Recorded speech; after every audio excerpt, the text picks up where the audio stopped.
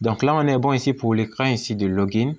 Donc, on va passer maintenant à l'écran ici de sign up. Et ici, pour l'écran de sign up, on va faire à peu près la même chose que l'écran de login. Donc là, on va copier ici tout le style qui provient ici de login. On va aller dans sign up. Juste en bas de sign up, on va venir d'abord sur créer un compte pour tomber sur l'écran de sign up. On va d'abord commencer par copier le style qui provient ici de login. On va encore aller au niveau de login et on va copier ici tout le contenu parce que là, ce sont les mêmes propriétés et puisqu'il se trouve ici dans le même dossier, ça ne va pas poser gros problème. Donc là, on scrolle lentement pour qu'il puisse prendre tout ça en compte et je vais venir prendre ici tout ce bloc du return là.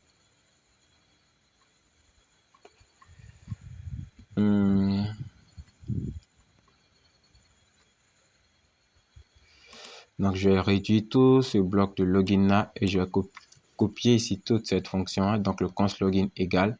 Je vais prendre ici tout cet ensemble là et aller au niveau du sign up et le const sign up égal. Je vais remplacer ça par tout ce que j'ai copié là-bas.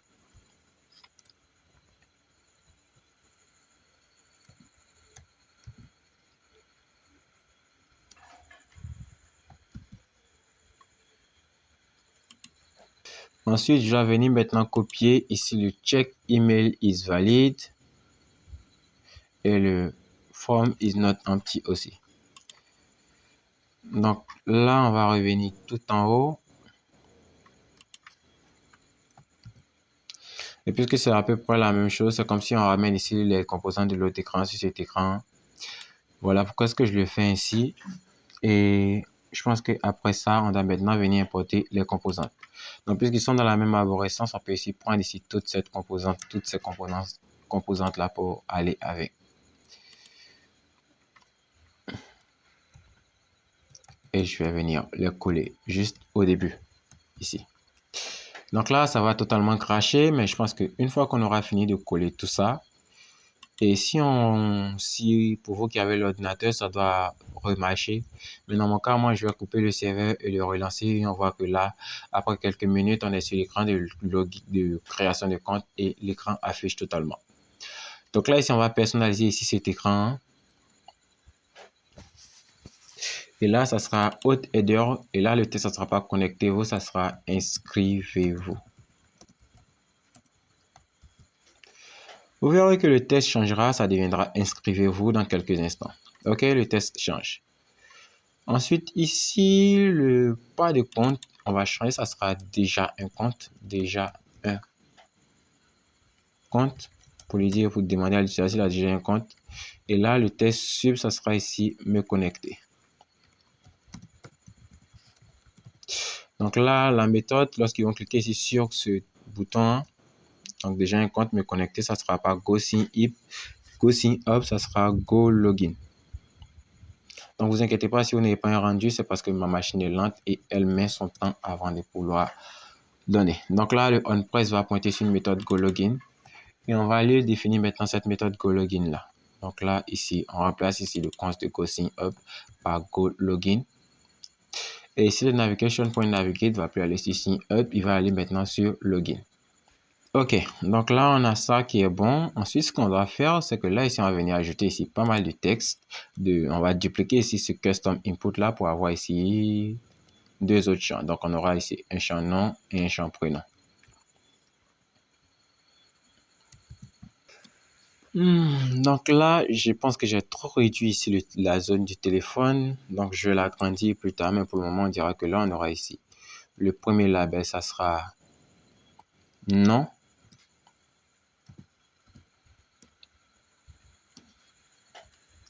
Et cette lenteur commence à me taper sur le système. Et là, ça sera veuillez saisir votre nom.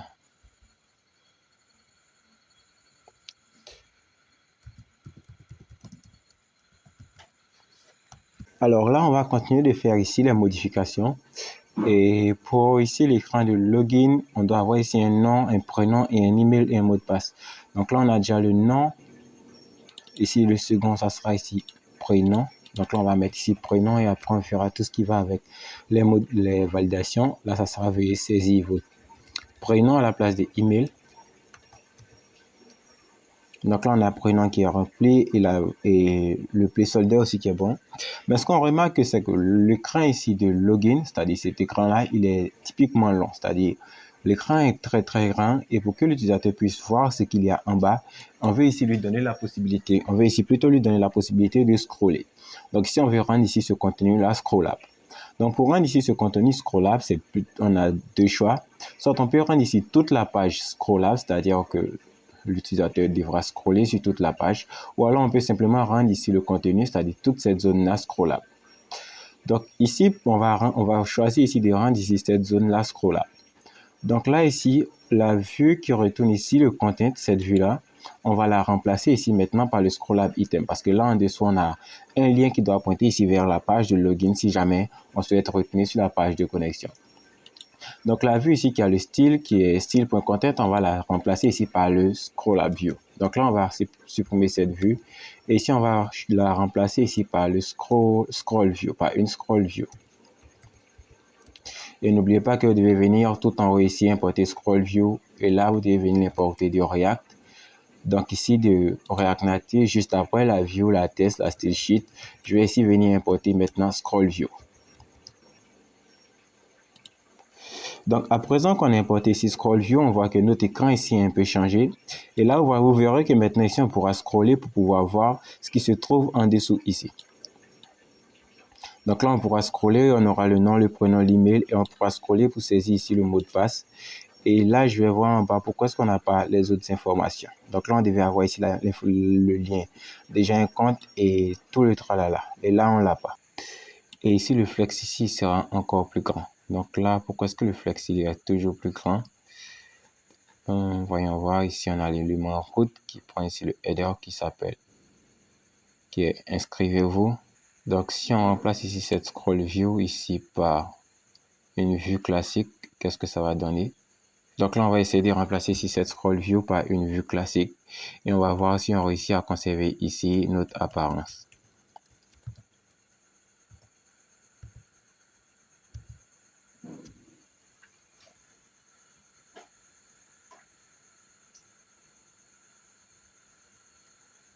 Et là, je vais venir tout en bas ici et maintenant boucler ici ma vue. Donc, je vais boucler ici ma vue. Et je pense qu'en faisant ça, on va régler ici cette erreur qui apparaît ici sur cet écran. Là, j'ai enregistré, mais il prend du temps. Donc, je vais attendre ici qu'il finisse de faire ici. Il puisse se rendre compte que l'erreur a été réglée. Alors, puisqu'ici, transformer ici cette vue, la vue ici qui prend le contenu en scroll view, gère ici, dérange ici le design. Ce que je pense qu'on peut faire, c'est que là, ici, on va envelopper ici toutes nos zones de saisie, toutes nos custom input dans une scroll view. Donc là, on gardera ici la vue qui contient ici le content. Et c'est seulement ici les zones de saisie et les boutons qu'on va mettre ici dans une scroll view. Donc, juste après ici le style.content, après avoir mis ici l'erreur, on va ouvrir ici une nouvelle scroll view et là on va appeler ça maintenant, on va appeler ici notre scroll view. Et là elle provient ici de React Native. Donc là on l'a déjà importé, donc on peut ici retirer son import. Et cette scroll view, on va venir juste ici la fermer après avoir appelé ici l'élément link. Donc juste après avoir appelé cet élément link là.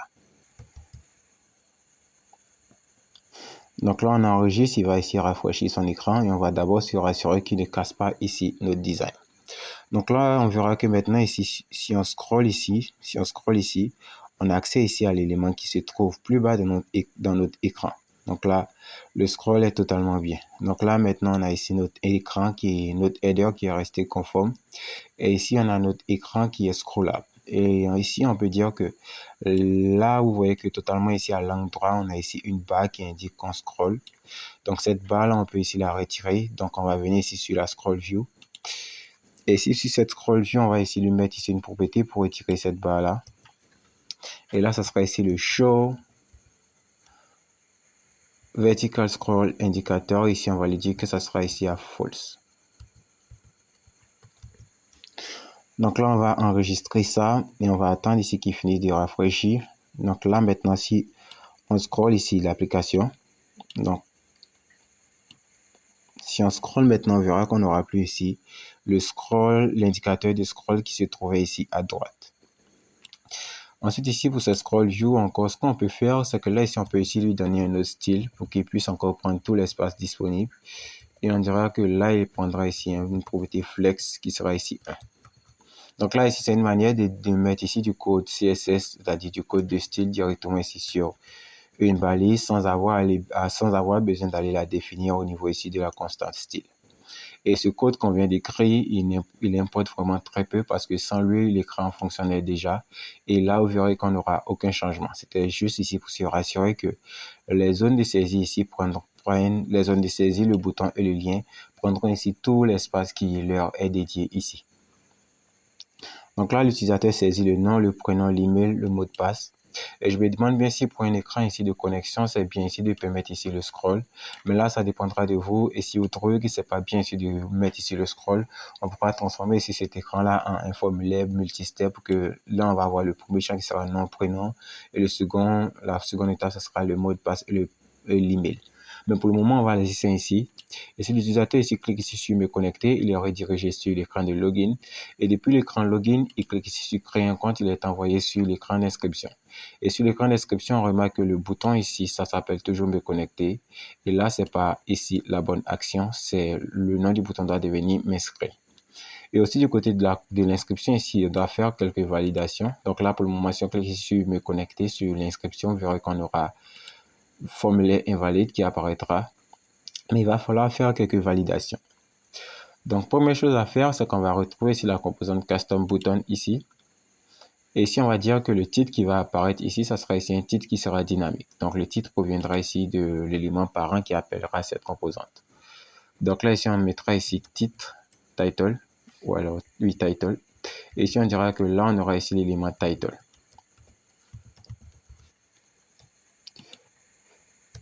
Ensuite, ici, sur l'écran Sign App, on va venir la partie où on appelle ici le custom button. On lui passera ici la propriété title qui sera ici m'inscrire. Donc là, si on enregistre ça, on verra que là, on aura ici le titre m'inscrire qui va apparaître bientôt dans ce bloc bleu qui représente ici le bouton. Et aussi, on doit aller faire la même chose sur l'écran login parce que là aussi, on avait utilisé le custom button. Donc là, ici aussi, on a utilisé ici le custom button. Donc là, pour le custom button aussi, on doit ici lui donner un titre. Donc ici, avec un title, cette propriété qu'on a définie là-bas. Et si cette valeur, ça sera maintenant ici, me connecter.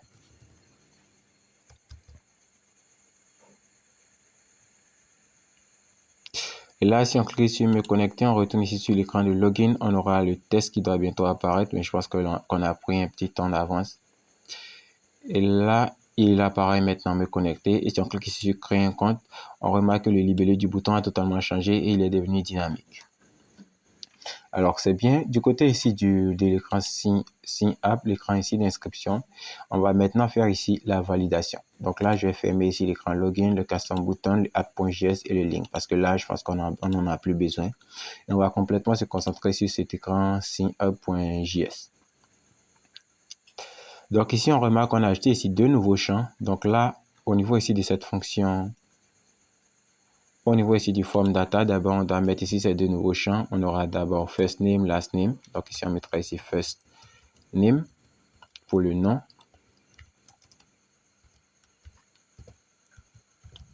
Et ici, on mettra aussi last name. Et ici, pour les erreurs aussi, on va venir lui attribuer des erreurs. Donc, on aura ici first name error qui sera initialement vide et last name error qui sera aussi initialement vide. Ensuite, ici, lorsqu'on extrait ici les données, on doit venir extraire ici first name et last name lorsqu'on extrait ici les données du formulaire. Et lorsqu'on extrait ici les erreurs aussi, on doit venir extraire les first name error et last name error. Donc là, on va extraire aussi ces deux-là.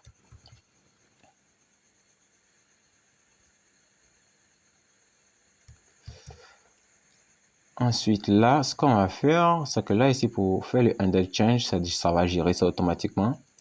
Ici, le set time out, on doit ici venir modifier ça. Donc là, on va venir ajouter ici le first name error et le last name error. Donc, first name error, ça deviendra vide. Et aussi, last name error, ça deviendra ici vide. Là, la fonction pour valider, on aura ici le formulaire invalide si tous ces champs-là ne sont pas définis. Le mail restera toujours valide. Pour le mot de passe, il n'y a pas de validation. Donc, le mot de passe, le nom et le prénom devront juste être requis. On ne mettra pas de validation ici. Et qu'est-ce qu'on peut faire encore ici? On doit ici afficher ici les messages d'erreur qui concerneront le nom et le prénom. Donc là, ici où on a le custom input qui pointe ici sur le nom, la value ici, ça ne doit pas être email, ça doit être first name. Donc la value doit être first name. Et aussi dans le champ ici, ça doit être ici, le nom du champ doit être first name. Et ici pour l'erreur, c'est first name error.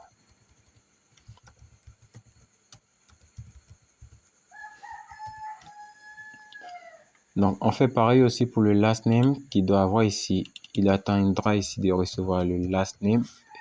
La value, ça doit être ici last name. Donc la value doit être ici last name. Et ici pour l'erreur, ça sera ici last name error. Last name error. Là, le mail restera pareil et le mot de passe, ça restera pareil. Donc là, on pense que c'est bon ici pour la validation de ce formulaire, de ce champ d'inscription là. Et si jamais on ne remplit rien, qu'on clique ici sur m'inscrire, on aura formulaire invalide. Si jamais on remplit ici, donc là, on va commencer d'abord par remplir ici le mail et le mot de passe. Donc on mettra ici le mail, un mail valide. Donc ici, on mettra ici ce mail que j'utilise. Et on mettra ici un mot de passe valide ici. Et qu'on clique ici sur m'inscrire, on aura un formulaire invalide qui va toujours apparaître. Et cette fois-ci, on remplit ici, on met ici un fournit ici un nom. Donc là, on mettra mon nom, bras. Et pour le prénom, ça sera encore Oliver. Et que maintenant, on revient là et qu'on clique ici sur m'inscrire, on aura un formulaire valide qui apparaîtra ici, ce qui voudra dire que ce formulaire-là est valide. Alors là, on vient de terminer ici la partie ici sur l'écran de connexion, l'écran d'inscription ici de notre application de gestion des dépenses.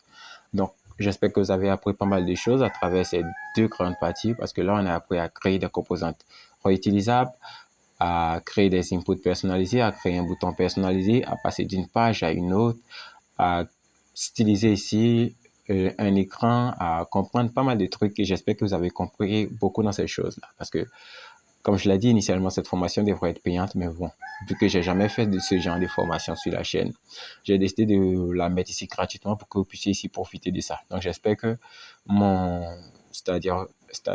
j'espère que ce que je fais vous profite et que vous comprenez ici quelque chose dedans. Et si jamais ça vous plaît, si jamais cette vidéo vous apporte quelque chose ou vous apprend quelque chose, n'hésitez pas à le dire dans les commentaires, à la liker, à la partager à vos amis aussi pour que la chaîne ici puisse avoir ici un bon référencement. Et on se retrouvera dans la prochaine partie où on va quitter notre confort React Native pour aller du côté des nodes. On va commencer à mettre en place un système de back-end qui va permettre à nos utilisateurs ou aux utilisateurs de cette application de se connecter, de s'inscrire d'abord et de se connecter à leur plateforme pour pouvoir gérer des dépenses. Donc, ciao et on se retrouve dans quelques temps.